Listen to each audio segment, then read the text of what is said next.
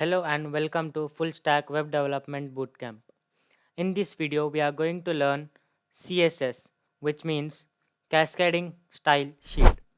If you haven't watched the HTML part, an iCard will be coming on the top. Do click and check that out. Let us start learning CSS after an intro.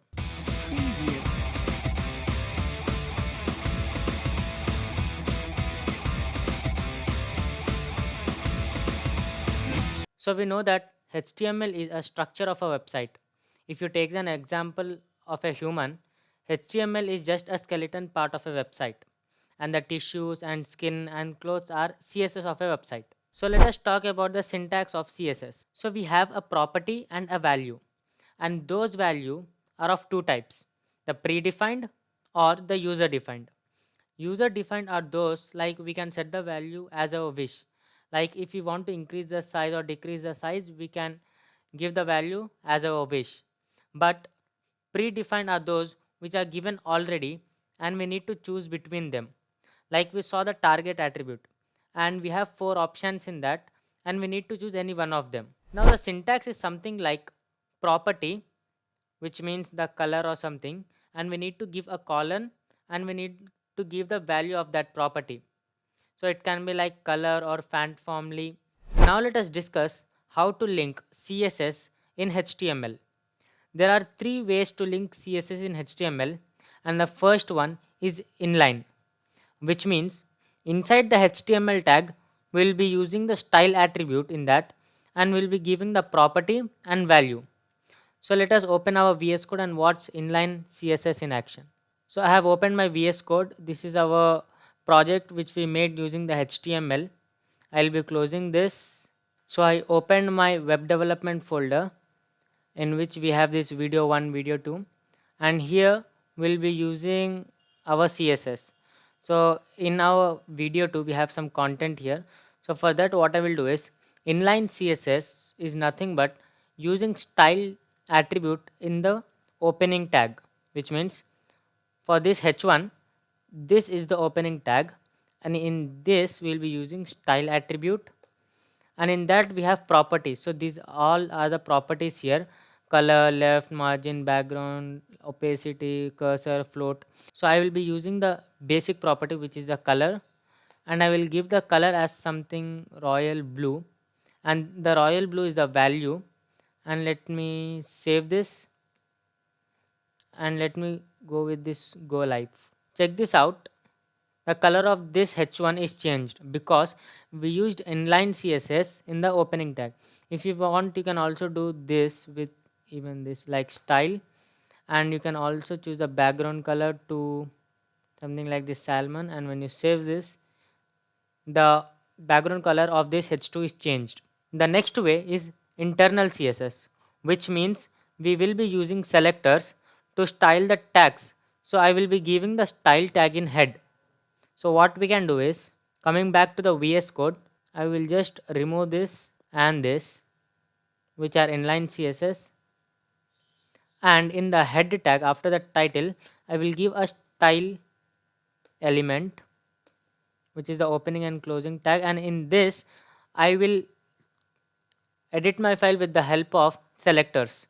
So when I save this, the editing is gone here, which means the CSS is gone. And here, so if I want to style this h1, what I will do is I will directly write h1 here and I will give the curly braces. So this is the syntax of CSS. You need to give the selector name here and then you need to open a curly braces, and in this we will be writing property and values. So in h1 I want to change the color to something like black. Okay, this is already black. I'll change it to red, and that's all. When I save this, check this out, the h1 color is changed to red. If I want, after this I can also do this, for example h6, and I want to text alignment should be center, and when I save this, I got this text in the middle which is center. So in this way you can style elements. If you want your h2 and h3 to be of color blue, what you can do is h3 color blue, and again H4 color blue. When you save this, check this out, you got your H3 and H4 in blue color. Instead of this, what you can do is you can just give a comma here and you can directly use H4, and now you can get rid of this. And when you save this, the thing is same. If you can also use multiple, so you can use multiple selectors here to style your elements. So this is nothing but internal CSS. And the last way is external CSS, in which we'll be making a complete different file for CSS, and we'll be linking that file to HTML with a basic simple one line.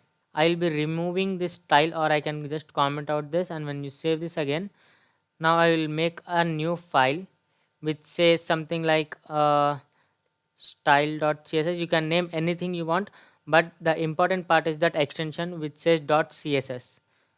And I made a file which says style css, and now we have video 2 and the style css.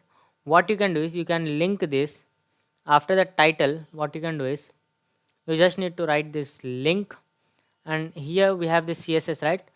You need to just select that, and in the href you need to give the path or the name of the file, which means in the home we made the css file something like this style.css, and you need to select that. That's all.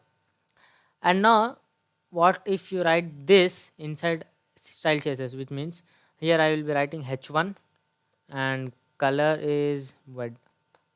When you save this, check this out, this is h1. In the same way you can do with h6 and color yellow. Save, this became yellow. So this is nothing but external css. So now let us talk about selectors. So now let us talk about class selector. For every element in HTML, we can give a class and an ID. So after giving a class to an element in the CSS, we just need to give a dot, another class name, and again the same thing we need to do, which is opening a curly braces and giving the properties.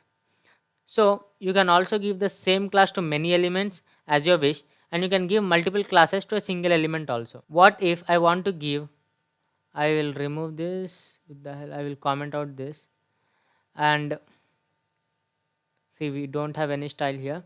I will give a class to this h1 which says heading 1. Okay, now to use this heading 1, first you need to save this here, and here what I will do is we need to use a dot, which means dot, and use the heading 1 which is a class name, and here you can give the styling which says color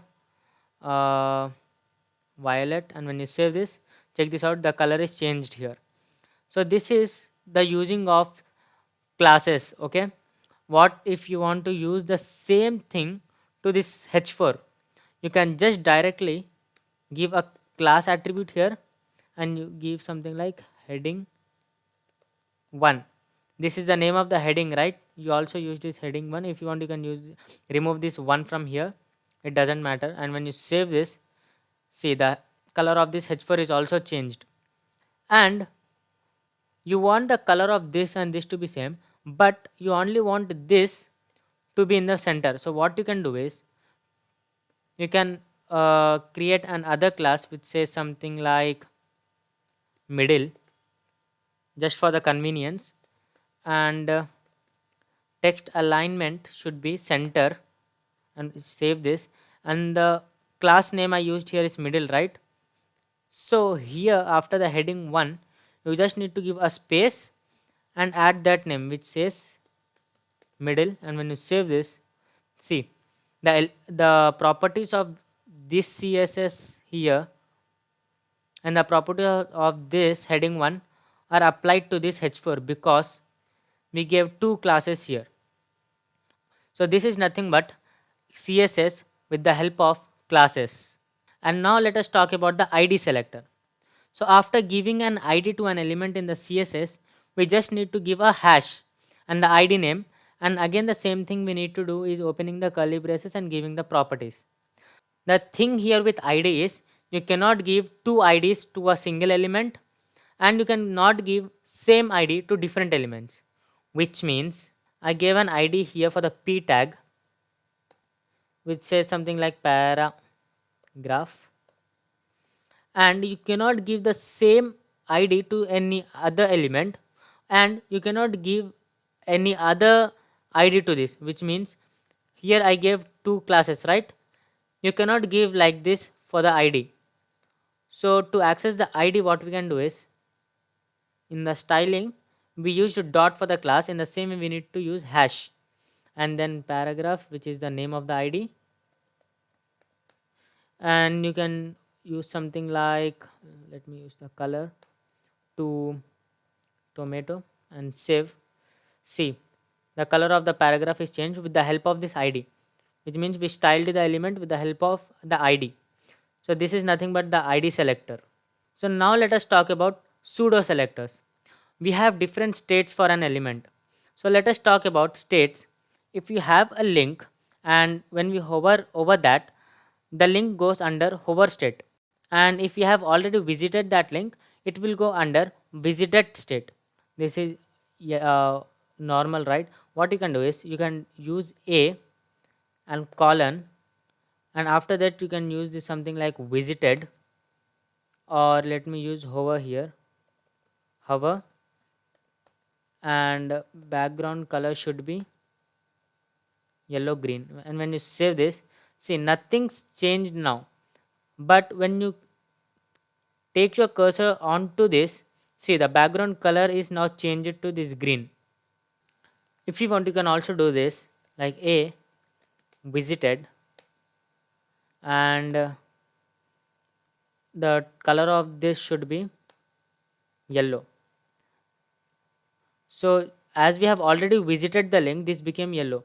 So these are the important elements or selectors in css. There are much more, we need to discuss much more, but we'll be looking that in action, like we'll be making a website or we'll be styling our already made websites. So at that time you can learn much more better. That's all for this video.